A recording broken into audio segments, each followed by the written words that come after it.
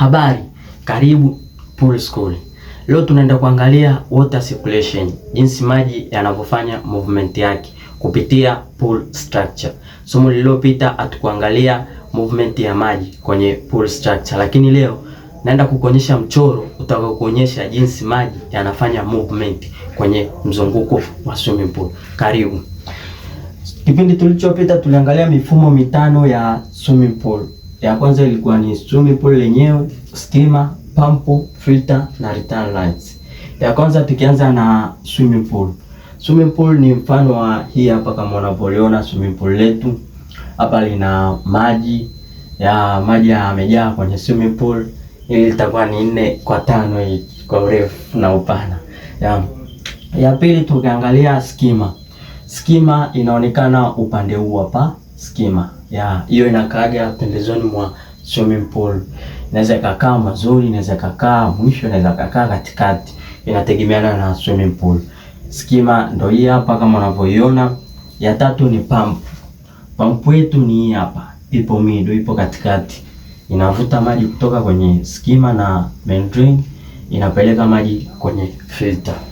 Ya nne tuliangalia ni filter. Filter yetu ndo kama unavyoiona hapo. Hii ni filter tank.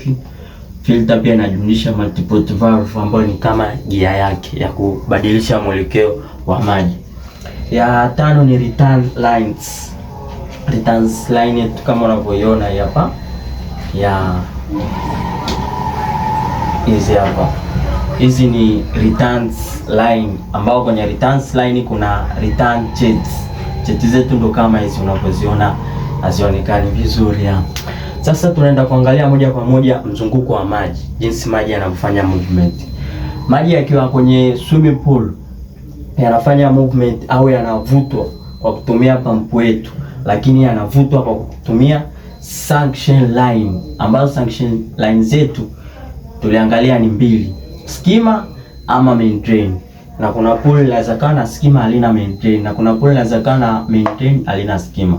Kwa hiyo suction line yetu hapa ni skimmer na main drain. Kama unavyoona maji yanatoka kwenye skimmer, yanakuja na pipe ya skimmer, yanafika hapa kwenye junction, yanakutana na pipe ya main drain, then yanaenda moja kwa moja kwenye pump. Kwa hiyo inakuwa ni line moja.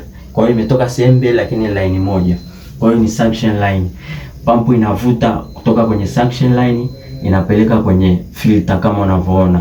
Pump kazi yake ni kuvuta, then baada ya kuvuta kutoka kwenye suction line inasukuma kupeleka kwenye filter. Kwa hiyo pump ni kama moyo wa swimming pool. Tunasema ni moyo wa mfumo wa swimming pool.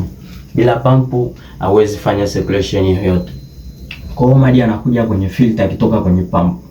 Sasa yakitoka kwenye filter, ambapo yakija hapa kwenye filter, filter yetu hapa ni ya mchanga. Yakija hapa kwenye filter yanafanya circulation. Filter kuna vitu inaitwa fingers vinakaaga chini ya mchanga huu kwenye filter tank. Kwa hiyo ndio inafanya ile circulation. Maji yanakuwa yanaondoka, yanabakiza ile vumbi au uchafu wote uliokuja na pamoja na maji. Kwa hiyo mchanga unakuwa unafyonza ile vumbi au ile uchafu, then maji yanatoka, maji kama maji yanakwenda yakiwa masafi, sio kama alivyokuja. Kwa hiyo ndio unaona kwenye filter maji yamekuja, yamecirculate, mchanga umebaki au uchafu, yanatoka maji yenyewe, maji kama maji. Kama unavyoona hii ni pipe ya returns.